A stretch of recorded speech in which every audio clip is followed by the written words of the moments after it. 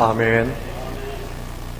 감사합니다. 오늘 예배 나오신 여러분 주님의 이름으로 환영하고 축복합니다. 십계명을 계속해서 강의하고 있습니다. 십계명은 우리의 모든 삶을 더 은혜가 넘치도록 하기 위해서 주신 하나님의 선물입니다.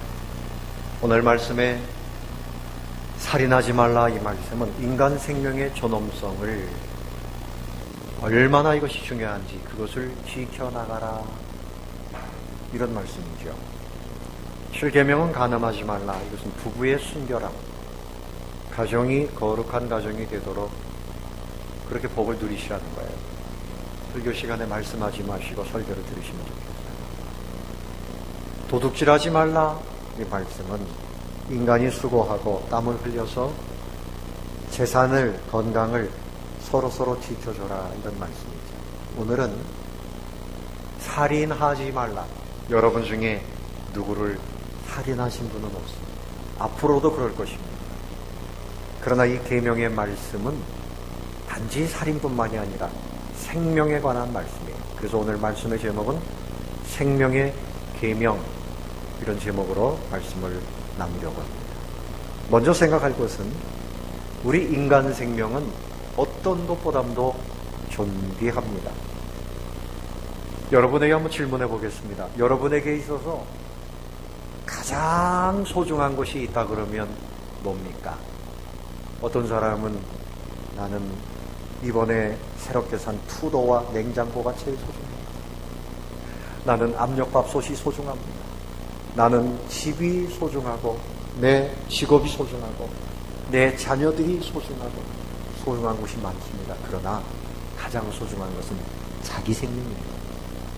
자기 생명이 없으면 그 모든 것을 누릴 수도 없고 끝나는 것입니다. 그러므로 건강을 위해서 운동하는 거 잘하는 거예요. 음식을 잘 섭취하는 거, 왜요? 우리의 생명의 존엄성 때문에 그런 것입니다. 하나님께서 십계명을 주실 당시에 이스라엘 백성들은 아직도 좋지 않은 기억에 매여 있었어요. 애굽의 바로의 압제하에서 때로는 죽임을 당하면서 그 고통을 겪으면서 그렇게 살았습니다. 이미 해방이 되었음에도 불구하고 여전히 그들은 눌려 있습니다. 하나님께서 그들에게 주시는 말씀은 나는 생명과 자유를 주는 하나님이다. 그러므로 너희들은 살인에 매이지 말고 생명을 누리며 살아라. 살인하지 말아라. 그렇게 말씀을 하시는 것입니다. 시편 24편 1절에 보면 땅과 거기 충만한 것과 세계와 그 중에 거하는 자가 다 여호와의 것이로다. 여기에 우리의 생명도 포함된 말씀이에요. 여러분이 하나님의 것이고 여러분의 생명도 누구의 것입니까? 하나님의 것입니다. 여러분 고백할 수 있어요? 내 생명은 내 것이라. 아닙니다. 내 생명이 아니라 여러분에게 생명을 선물로 주시고 맡겨주신 겁니다. 우리의 모든 생명의 주인은 누굽니까? 하나님이십니다. 하나님이 주시고 하나님께서 자 이제 이 땅에서는 끝내고 천국으로 오너라 그러면 누구든지 어김없이 가야 됩니다. 오늘 아침에 같이 식사를 하고 인사를 했는데 점심에 하나님 나라로 가는 사람이 있어요. 그분이 어떻게 돌아가셨습니까? 저녁 식사 잘하고 주무셨는데 아침에 보니까 돌아가셨습니다. 어디로 돌아간 겁니까? 본향으로 돌아간 겁니다. 하나님 앞으로 간 것입니다. 여러분, 우리의 생명이라고 하는 거, 예수 안 믿는 사람들은 그 영이 죽어 있습니다. 그러나 우리 예수 믿는 사람들은 영이 살아서 이 영혼이 영원토록 죽지 않습니다. 우리의 몸에서 영혼이 이렇게 분리되는 것을 죽음이라고 말하는데, 우리의 영혼은 그때 천사들의 인도함을 받아서 천국에까지 가게 되는 것입니다. 영원토록 천국에서 삽니다. 그리고 흙으로 떨어져서 땅에 떨어져서 흙으로 돌아가는 그 육체는 예수님이 재림하실 때 다시 아름다운 육체로 부활해서 그 육체가 천국에서 기다리는 영혼과 다시 하나가 돼서 천국에서 영원히 살게 되는 것입니다. 그러므로 예수 믿는 사람은 영원한 생명을 가졌어요. 예수 믿는 사람이 죽으면 죽는다 말하지 않고 잠잔다 그렇게 말합니다. 잠자고 깨어났더니 주님 앞에서 주님을 만나게 되는 거예요. 여러분에게는 영원한 생명이 있음을 감사하시기를 바랍니다. 예수님께서도 말씀하셨어요. 마태복음 16장 26절에 사람이 만일 온 천하를 얻고도 제 목숨을 잃으면 무엇이 유익하리요? 사람이 무엇을 주고 제 목숨을 바꾸겠느냐? 만약에 저에게 어떤 사람이 찾아와서 목사님, 제가 목사님에게 100억 원을 드리겠습니다. 그 100억 원 가지고 예배당 멋지게 짓고 그리고 선한 일 많이 하시오. 그리고 대신에 목사님의 목숨은 내가 가져가겠습니다. 어떻게 해야 될까요, 여러분? 네? 어떤 분들은 목사님 기회입니다. 교회를 위해서 이렇게 하세요. 저 같아도 아마 그렇게 하고 싶은 마음도 들 겁니다. 여러분, 제 목숨이 100억 원밖에 안 됩니다. 제 생명이. 여러분의 목숨도 마찬가지입니다. 여러분, 돈으로 온 세계 천하로 바꿀 수 없는 것이 여러분의 생명입니다. 여러분의 생명을 구원하기 위해서 예수님이, 하나님의 아들이신 예수님이 여러분 한 사람을 구원하기 위해서 십자가에서 피를 흘려주셨으니 여러분의 생명은 온 천하보다도 귀한 줄로 아시기를 바랍니다. 억만금으로도 안 돼요. 그 사람이 지식이 있든지 없든지 가난하든지 부하든지 그 사람의 인생이 사람들이 볼 때 성공했든지 패배했든지 상관없어요. 그 사람의 생명 자체가 존귀한 것이고 특별히 예수님을 구주로 믿는 사람의 생명은 더욱 존귀한 것인 줄로 믿으시기를 바랍니다. 한번 따라해 봅시다. 내 생명이 존귀합니다. 그래서 예수님께서 이런 말씀도 하셨죠. 요한복음 10장 10절에 도둑이 오는 것은 죽이고 멸망시키려는 것뿐이에요. 여기서 도둑은 사탄을 말합니다. 사탄은 사람들의 그 믿음을 파괴하고 하나님과의 관계를 끊고 결국은 지옥으로 들어가게 하는 것이고 가정을 무너뜨리고 사회를 무너뜨리고 그 인생을 망가뜨리는 것이 도둑과 같은 사탄이에요. 그러나 우리 예수님이 오신 것은 당신의 택한 양들, 백성들에게 생명을 주시고 더 풍성케 하려 합니다. 우리가 가진 이 생명은 예수님의 목숨값입니다. 여러분, 이 생명을 존귀하게 여기지 않는 것은 사탄의 생각입니다. 내 목숨이라고 말하지 말고 내 목숨을 함부로, 내 생명을 함부로 그렇게 하면 안 돼요. 다른 사람의 생명도 함부로 하면 안 됩니다. 돈 때문에 다른 사람의 생명을 거두려고 하는 사람들이 있어요. 안 되는 일이죠. 사랑하는 성도 여러분, 기억하십시오. 여러분의 생명이 어떤 동물보다도 어떤 식물보다도 어떤 것보다도 존귀한 줄로 믿으시기를 바랍니다. 자, 여기 꽃이 있는데 이 꽃도 생명이 있어요. 그런데 일부 예배 때 보니까 뭐가 하나 뚝 떨어지더라고요. 이제 자꾸 시들어서 떨어지는 거예요. 이 꽃의 생명과 우리의 생명과 비교가 안 되죠. 여러분, 강아지나 고양이와 여러분의 생명과 비교가 됩니까? 안 되죠. 호랑이도 비교가 안 되고, 코끼리도 비교가 안 되고. 우리 사람은 하나님의 형상입니다. 하나님의 이미지입니다. 하나님의 영광, 하나님의 마음, 하나님의 특별하신 것이 우리 안에 와 있어요. 그러므로 우리가 생명을 누리면 그 가운데서 하나님과 함께 창의적인 삶을 살고 미래를 만들어가고 하나님의 사랑을 베풀고 천국을 우리가 누리는 겁니다.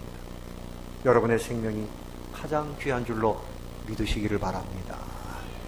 창세기 1장 26절 이하에 하나님이 가라사대 우리의 형상을 따라 우리의 모양대로 우리가 사람을 만들고, 다른 짐승은 각자 짐승의 모양이 있지만 우리 사람은 우리 안에 하나님의 이미지가 담겨져 있어요. 하나님이 얼굴이 이렇게 생겼다는 것이 아니라 하나님의 이미지, 하나님의 거룩하심과 하나님의 존귀하심과 하나님의 영광이 우리 가운데 있는 겁니다. 옆에 계신 분에게 축복하세요. 당신의 생명이 가장 귀합니다. 아유, 나는 못나니, 나는 모든 걸 못해도 괜찮아요. 여러분의 생명 자체가 존귀한 줄로 아시기 바랍니다. 그 모든 사람들의 생명이 너무나 존귀합니다. 그래서 오늘 하신 말씀이 뭐 하지 말라? 뭐 하지 말라? 살인하지 말라. 옆에 계신 분에게 말씀하세요. 살인하지 맙시다. 앞으로 살면서 누구 사람 죽이면 안 돼요. 큰일 나죠.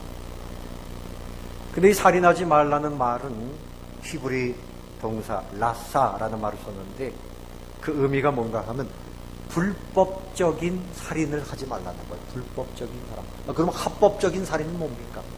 합법적인 살인도 있고 불법적인 살인도 있다. 그 합법적인 살인 한 가지입니다. 뭔가 하면 하나님께서 악한 사람들을 심판하실 때 전쟁을 통해서 그들을 진멸하라 하실 때 그 전쟁은 불법적인 살인이 아닌 것입니다. 그러나 그 외에는 모든 것이 다 불법적인 살인이에요. 인간이 인간의 생명을 파괴할 수는 없어요. 내 생명이라고 내 생명을 스스로 버리는 것도 자기 자신에 대한 살인이요. 다른 사람을 살인하는 것도 살인이요. 이 생명의 모든 주도권은 누구에게 있습니까? 하나님께 있습니다. 하나님께서 허락하시는 데까지 그 생명은 언제까지든지 하나님이 허락하시는 때까지 살아야 되는 것입니다. 그래서 다른 사람이 그 생명을 유지하도록 우리가 같이 도와줘야 됩니다. 창세기 9장 6절에 보면 무릇 사람의 피를 흘리면 사람이 그 피를 흘릴 것이니 이는 하나님이 자기 형상대로 사람을 지었습니다. 다른 사람의 피를 흘리면 그 사람이 그것 때문에 피를 흘리게 된다. 하나님이 보복하신다는 그런 말씀이죠. 기독교 윤리학자가 이 부분을 설교했어요. 여러 가지로 분류를 했습니다. 첫 번째는 살인은 고의적인 살인이 있어요. 고의적으로 미리 계획하고 어느 날 내가 죽여야지. 계획하고 살인하는 것, 무서운 일입니다. 본인이 직접 죽이기도 하고 다른 사람 시켜가지고 청부살이를 하는 겁니다. 그래서 요즘에 그렇답니다. 얼마 주시겠습니까? 그 돈을 주면 살인을 한다. 이 무서운 일이죠. 성경에 보면 다윗이 그런 사람이었어요. 바세바라고 하는 여인에게 마음을 빼앗기고 남의 아내인데 그 여인을 불법적으로 취했습니다. 여자에게 마음 빼앗기고 눈 멀고 그래가지고 이 여자의 남편 우리야 자기에게 충직한 장수인데 이 사람을 죽였습니다. 전쟁터에서 맨 앞에 세워서 이 사람을 죽게 만들어라. 고의적인 살인이었습니다. 또 그런가 하면 충동적 살인이 있어요. 술 먹고 싸우다가 아니면 갑자기 화가 나서 대화하다가 그래서 갑자기 사람을 쳤는데 그 사람이 죽었습니다. 퍽 쳤더니 하고 죽었더라고요. 충동적 살인. 이거 안 될 일입니다. 이것도 살인입니다. 특별히 가인이 동생 아벨에 대한 좋지 않은 마음을 가지고 있다가 들판에서 동생 아벨을 돌로 쳐서 죽였습니다. 세 번째는 과실치사. 운전수가 운전을 하는데 여러분도 조심해야 되죠. 빨간불인데 괜찮겠지 하고 확 달려갔는데 횡단보도를 지나가던 사람을 쳐서 한번 죽고 말았습니다. 과실치사. 조심하지 않아가지고 사람을 죽이는 죄. 이것도 살인이 됩니다. 또 비과실치사가 있어요. 간호사가 주사를 놨는데 의사가 수술을 했는데 사고로 죽는 경우에 이것도 살인이 됩니다. 실수로 살인하는 것도 살인이 됩니다. 성경에 보면 이런 얘기가 있어요. 신명기 19장 5절에 나오는 말씀인데 나무꾼이 도끼질을 합니다. 뭐 지금도 도끼가 있지만 그때 수천 년 전에도 도끼가 있었어요. 근데 도끼질을 하는데 도끼 이 뭉치가 날에서 푹 빠져나가가지고 날아가서 마침 지나가던 사람의 머리를 탁 쳐가지고 그 사람이 죽었습니다. 이것은 살인이냐 아니냐? 이것도 살인이에요. 그럼 그 가족들이 내 아버지 죽였다고 내 아들 죽였다고 그 사람 쫓아가서 또 보복살인하니까 하나님께서 이렇게 억울하게 그렇게 살인죄를 범한 사람들은 도피성이라고 하는 곳으로 들어가서 거기서 그 보복을 피하도록 또 그렇게 하셨습니다. 그러나 그것도 역시 살인은 살인이죠. 여러분도 어떤 살인이 있습니까? 여성분들, 남성분들 잘 들으세요. 여러분 지금 전쟁으로 죽는 사람보다요 이런 살인으로 죽는 사람이 너무너무 많아요. 1년에 5천만 명이 죽어요. 지구상에. 뭘까요? 낙태입니다. 낙태가 뭡니까? 예? 아기를 이렇게 말합니다. 아기를 잉태했어요. 병원에 가서 지워. 뭘로 지워요? 지우개로 지우는 겁니다. 그 아기가 보이지 않지만 이미 생명입니다. 생명입니다. 시편 51편 5절에 보면 다윗이 이렇게 말합니다. 내가 죄악 중에 출생하였으며 내 모친이 죄 중에 나를 잉태하였나이다. 그러니까 다윗이 이렇게 잉태가 되었는데 그것이 바로 나다. 내가 죄악 중에 잉태가 되었다. 그 안에 있지만 나는 나다. 그렇게 표현을 했어요. 시편 139편 13절 말씀에 나의 모태에서 나를 조직하셨나이다. 그랬어요. 하나님이 나의 모태에서 나를 조직하셨나이다. 누가복음 1장 46절 이하에 보면 세례 요한의 어머니 이제 아기를 잉태했습니다. 그런데 그 엘리사벳 사촌인 마리아, 예수님의 어머니 마리아가 찾아갔을 때 그 아기가 몸 안에서 기쁘게 뛰어놀았다 그랬어요. 이미 그 안에 살아있는 생명입니다. 그런데 여러분, 이런 생명을 엄연한 생명이요 인격인데 마리아는 태중에 있는 그 태아를 보고 주님이라 그랬어요. 주님. 1년에 5,500만 명 내지 7천만 명이 낙태로 죽임을 당하고 있습니다. 미국에서 1년에 150만 명, 대한민국은 인구가 얼마 안 됐는데도 1년에 150만 명, 세계 1위입니다. 우린 뭐든지 1위야. 했다 하면 1위야. 설문조사를 해보니까요, 이 땅의 기혼 여성들의 경우에 53%가 낙태의 경험이 있고 미혼 여성도 30%의 낙태의 경험이 있어요. 제가 이렇게 설교를 하면 목사님, 그렇지 않아도 마음에 상처가 있고요, 이런데 왜 이런 설교를 하세요? 설교는 꼭 해야 돼요. 여러분, 과거에 그런 경험이 있다면, 모르고 그런 죄를 졌다면 회개해서 자유롭게 되시기를 바랍니다. 회개해야 돼요. 그리고 이런 일이 가정에서 일어나는 거예요. 세상 법으로 볼 때, 세상 문화로 볼 때에는 그것은 죄가 아니다 이렇게 말해도 하나님이 보실 땐 엄연한 죄인 것입니다. 또 어떤 죄가 있는가 하면 자기 생명을 스스로 죽이는 것, 자살도 죄고, 또 그분이 너무 아프니까 의사와 변호사와 목사님이 모여서 같이 회의를 하고, 그래요, 그 사람에게 주사를 놔서 그 사람을 편안하게 죽도록 합시다. 안락사, 이것도 살인. 안 되는 일입니다. 특별히 여러분, 이제 다 돌아가시는 분 이 치료를 계속 해야 될까? 이때는 치료 연장을 거부할 수는 있어요. 그거는 살인은 아닙니다. 치료를 안 해요. 그러나 일부러 주사를 놔서 사람을 죽이는 거죠. 또 낙태의 경우도 이 어머니가, 임산부가 이 아기 때문에 죽을 위기가 됐다. 그럴 때는 어쩔 수 없다. 그거는 예로 생각하죠. 그러나 가능하면 이 아기를 죽이는 것은 안 됩니다. 사랑하는 성도 여러분, 우리는 하나님의 생명을 얻을 때 예수님의 희생하심으로 생명을 얻은 것을 잊지 마시기를 바랍니다. 이 생명이 너무나 귀하기 때문에 우리 예수님이 희생하신 거예요. 또 하나 예수님께서 말씀하신 것이 있습니다. 다른 사람을 미워하는 것이고 살인이다. 뭐 하는 것이? 미워하는 것이 되어 있습니다. 아멘. 죄악 세상에는 여전히 폭력, 마약, 성범죄, 유괴, 납치, 인신매매, 또 미워하는 것, 뭐 이런 것들이 가득해요. 죄악이 있고 사단이 역사하기 때문입니다.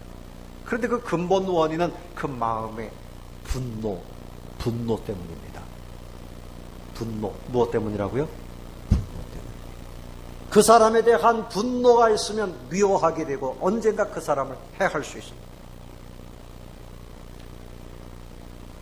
어떤 며느리가 시어머니를 너무너무 미워하고 시어머니도 며느리를 미워하고, 그런데 누가 비책을 내놨다 그러잖아요.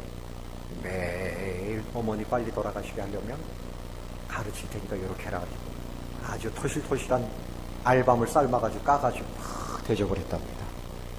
그거 먹으면 어머니 빨리 돌아가신다 그래가지고 이 며느리가 아이고 잘 됐다 그래가지고 알밤을 까가지고 대접했더니 어머니가 살이 보글보글 오르시고, 그리고 어머니가 얘야 며느라 너밖에 없다 그리고 변하게 된 거예요. 그런데 이번에 뉴스에 보니까 어떤 사람이 친구를 죽이려고 음료수에다가 독극물을 계속 몇 개월 동안 탔대요. 그거 먹으면 서서히 죽어가. 너만 없으면 돼. 미워하는 마음 때문에. 너는 쓸모없는 인간이야. 이런 분노를 품으면 그 사람을 죽이는 것이 됩니다. 여러분, 세상에 범죄한 사람들의 공통점이 있어요. 그 사람들의 마음속에 뭔가 있는 이 적대감이 있고 분노가 있어요. 부모님이 나를 냉대했다. 형제들이 나를 냉대했다. 세상 친구들이 나를 냉대했다. 그래서 복수합니다. 다른 사람에게 복수하고, 형제에게 복수하고, 심지어는 부모님에게, 부부간에 평생토록 마음의 분노를 품고 있다가 노인이 돼가지고 부인을 살해하고 남편을 살해하고 이런 일들이 종종 있습니다. 여러분, 분노를 버리시기를 바랍니다. 분노를 가지고 있으면 본인이 죽는 것이고 다른 사람이 죽는. 그래서 이 사람들이 너는 쓸모없는 인간이야. 그래, 나는 쓸모없는 인간이야. 너는 있으나 마나한 인간이야. 내가 있으면 오히려 방해가 돼. 늘 그런 사람들의 그 냉대를 받으면서 살았으니 내가 내 마음에 분노가 있습니다. 뭐 이렇게 생각을 한다는 거죠. 여러분, 마음에 분노를 없애고 은혜가 넘쳐나게 되면 내가 살고 다른 사람을 살려줍니다. 한 여자 성도의 이야기인데, 딸을 둔 어머니입니다. 예수님을 모를 때는요, 그 딸을 볼 때 너무 속이 상해가지고 욕도 했겠죠. 이거사 꼭 너 닮은 자식 하나 낳아라. 응? 너 닮은 자식 나가지고 속 좀 퍽퍽 썩다가 좀 그렇게 살아라. 응? 막 이렇게 얘기했다는 거예요. 근데 이제 은혜를 받고 나니까, 얘야, 너도 꼭 너 닮은 자식 하나 낳아가지고 행복하게 살아라. 응? 기도하면서 은혜 받으면서 살아라. 말이 바뀌었다는 거예요. 딸은 변하지 않았는데 자기가 변하니까 그렇게 됐다는 거죠. 여러분은 어떤 인생을 살고 싶습니까? 마음에 분노를 품으면 본인이 망하고 다른 사람이 망해요. 분노는 사단이 좋아하는 것입니다. 여러분, 분노를 버리시기를 바랍니다. 한 미디어에서 대학생들 621명을 상대로 해서 조사를 했는데요. 여러분, 죽음에 대한 설문을 한 거예요. 최근에 자살하고 싶다는 생각을 해본 적이 있습니까? 이렇게 물어봤더니 놀라운 것은요, 10명 중에 6명이 그렇습니다. 60%가 자살을 생각했다는 거예요. 이유를 물어보니까 취업난 때문에 이게 20%, 성적이 잘 안 나와서 19%, 이성 친구 때문에 14%. 그러니까 아이들이 얼마나 고민을 하고, 뭐 아이들뿐이겠어요. 죽음을 생각하는 거예요. 두 번째 질문입니다. 다른 사람을 죽이고 싶은 충동은 없었느냐? 있었습니다. 30%. 10명 중에 3명이 내가 저 사람을 죽여버렸으면 좋겠다. 이런 생각을 했다는 거예요. 이유가 뭐냐? 나를 괴롭히는 그 사람이 너무나 미워서 68%. 사회에 대한 불만 때문에 14%. 이유가 없이 사람이 미워서 7%. 이렇게 죽이고 또 죽고 싶고 이런 생각들을 사람들이 마음에 가지고 있다는 거예요. 대학생들뿐만이겠어요. 사랑하는 성도 여러분, 여러분의 마음의 이 분노를 제거하시기를 바랍니다. 절망하는 마음을 제거하시기를 바랍니다. 예수님께서 나가, 이놈, 나쁜 놈, 그 뜻이 그거예요. 바보, 천치, 또 이런 뜻입니다. 돌대가리. 여러분, 누가 저한테 돌이야 그러면 기분 좋겠어요? 네? 여러분한테 누가 돌 이러면 좋겠어요? 그런 욕을 한다. 그건 안 된다. 그렇게 욕하는 사람은 지옥불에 떨어진다. 다른 사람에게 분노를 품고 인종차별하고 성차별하고 연령차별하고 지역차별하고 직업차별하고 종교차별하고 이러면 안 된다. 그래서 이 분노는 어떤 사람에게 있느냐? 교만한 사람에게 있습니다. 어떤 사람에게요? 교만한 사람. 내가 누군데. 근데 겸손한 사람은 아유, 감사합니다. 감사합니다. 교만한 사람은 원망 불평이 많아요. 자기주의를. 겸손한 사람은 감사하고 사랑하고. 여러분, 겸손해지시기를 바랍니다. 겸손이 축복입니다. 겸손이 복입니다. 분노를 제거해요. 교만을 제거해요. 그래서 여러분, 이 분노는 그나마 그 사람에 대한 기대가 있기 때문이고요. 아예 멸시한다. 이거 인격 차별이죠. 인격 살인입니다. 등신아, 밥벌레, 미련한 놈. 이거 아예 그냥 인격 살인입니다. 여러분의 마음에 주님의 마음이 넘쳐나게 되시기를 바랍니다. 그래서 우리는 살인 정도가 아니라 생명사역을 해야만 합니다. 뭘 해야 된다고요? 우리 예수님이 오셔서 죽어주심으로 모든 사람에게 생명과 천국과 행복을 주셨어요. 예수님이 땀과 수고, 눈물을 흘리고 피를 흘리시면서 모든 사람을 살리셨어요. 내가 살겠다고 하면 다른 사람을 죽이는 것이고, 내가 주님 안에서 살아나서 그 다음에 나도 주님처럼 다른 사람들을 살려내는 이런 복 있는 인생이 되어야 할 것입니다. 살인의 마음에서 기도의 자리로 옮겨가야 돼요. 그러므로 다투는 남성들아, 다투는 손을 기도하는 손으로 바꾸라고 했어요. 주님께서 희생하신 것처럼 우리도 주님의 그 생명의 의미를 깨달아야 돼요. 여러분, 사단은 죽이는 파괴자라 그랬죠? 하나님은 우리를 구원하시고 자유를 주시고 생명을 주시고 행복하게 하시는 분이에요. 요한복음 3장 16절에 하나님이 세상을 이처럼 무엇하사? 사랑하사 독생자를 주셨습니다. 사랑하면 선물을 주게 돼 있는데 그 선물이 누군가 하면 하나밖에 없는 존귀한 독생자 예수 그리스도를 우리에게 선물로 주셨어요. 십자가에서 죽어주셨어요. 그분이 우리를 위해서 천국길을 열어놓으셨어요. 그래서 예수님을 믿는 자마다 멸망하지 않고 뭘 얻습니까? 영생 가운데 천국이 있습니다. 영원한 행복이 있습니다. 이런 선물을 주신 거예요. 이 생명의 복을 우리에게 주신 겁니다. 얼마나 감사합니까? 그래서 예수님을 믿는 사람들, 여러분 예수 그리스도를 나의 주님으로 믿으십니까? 예수님을 나의 구주로 믿으십니까? 그러면 여러분 안에 생명이 있습니다. 영원한 생명이 있습니다. 그럼 영원한 생명이 흘러가려면 어떻게 되느냐? 요한복음 3장 36절에 아들을 믿는 자에게는 영생이 있고 아들에게 순종하지 아니하는 자는 영생을 보지 못하고 도리어 하나님의 진노가 그 위에 머물러 있느니라. 야, 그 사람에게는 영생의 열매가 가득하다. 그 사람에게는 진노의 불이 가득하다. 예수 그리스도를 구주로 믿고 예수님에게 늘 순종하고 주님, 아멘, 주님께 순종합니다. 이런 사람에게는 영생의 열매가 넘쳐납니다. 여러분에게 생명이 넘쳐나려면 순종하시기를 바랍니다. 주님의 말씀에 순종하고 부모님에게 순종하고 이렇게 순종하는 사람에게 생명의 복이 넘쳐납니다. 예수님 말씀하셨습니다. 요한복음 15장 5절 말씀에도 나는 포도나무요 너희는 가지라. 그가 내 안에 내가 그 안에 거하면 사람이 열매를 많이 맺나니 나를 떠나서는 너희가 아무것도 할 수 없습니다. 여러분, 포도 열매를 맺으려면 가지가 그 원나무에 어떻게 돼 있어야 돼요? 딱 붙어 있어야 되죠. 가지가 딱 부러지면 그는 불쏘시개밖에 안 됩니다. 나 혼자 뭐 해보겠다고요? 열매가 없습니다. 이 포도나무의 열매는 기쁨의 열매요 생명의 열매입니다.